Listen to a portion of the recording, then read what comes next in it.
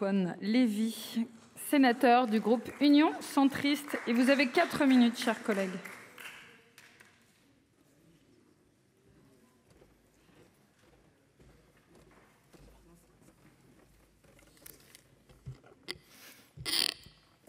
Madame la présidente, madame la ministre, madame le rapporteur, monsieur le président de la commission, mes chers collègues. À mon tour, je ne peux que saluer le présent texte au nom du groupe L'Union centriste et féliciter notre rapporteure Béatrice Gosselin qui a effectué dessus un travail remarquable. Comme cela a été signalé à plusieurs reprises en commission, le Sénat peut s'enorgueillir d'avoir été moteur en la matière.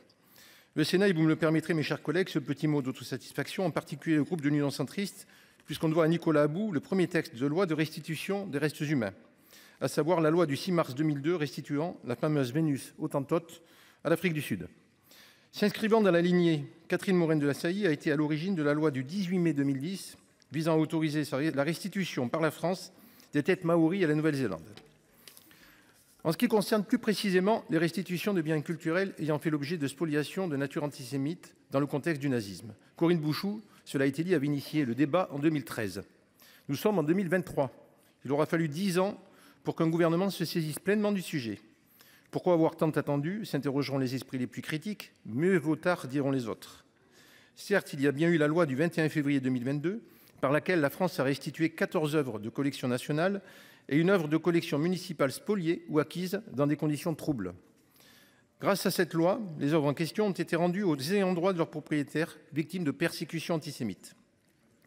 Mais pour vraiment procéder à un inventaire global et mener enfin une véritable politique de restitution et de réparation, les lois d'espèces ne suffisent plus.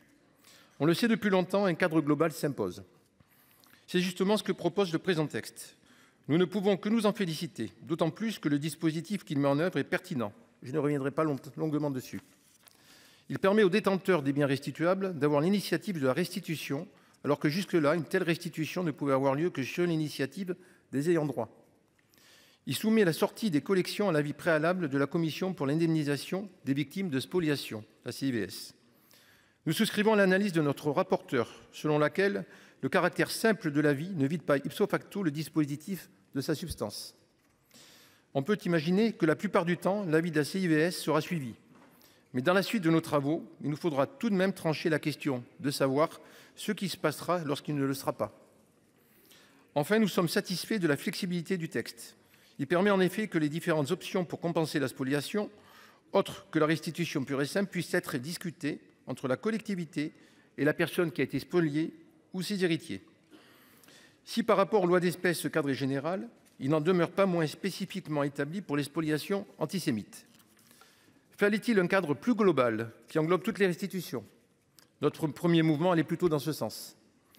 La proposition de loi relative à la circulation et au retour des biens culturels appartenant aux collections publiques que le Sénat a adoptée le 10 janvier 2022 ne portait pas sur les spoliations antisémites, mais regroupait les restitutions coloniales et les restitutions de restes humains. C'est un autre choix qui a finalement été fait par le gouvernement.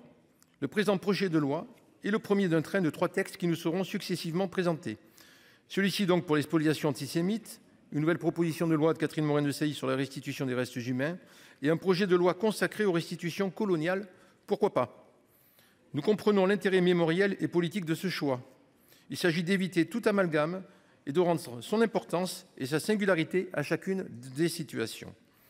Néanmoins, il serait bon que les excellents principes qui irriguent le texte qui nous est aujourd'hui soumis imprègnent aussi les 2 autres. Ce à quoi le groupe de l'Union centriste sera vigilant. Pour autant, vous l'aurez bien compris, mes chers collègues, que nous voterons favorablement ce texte. Je vous remercie.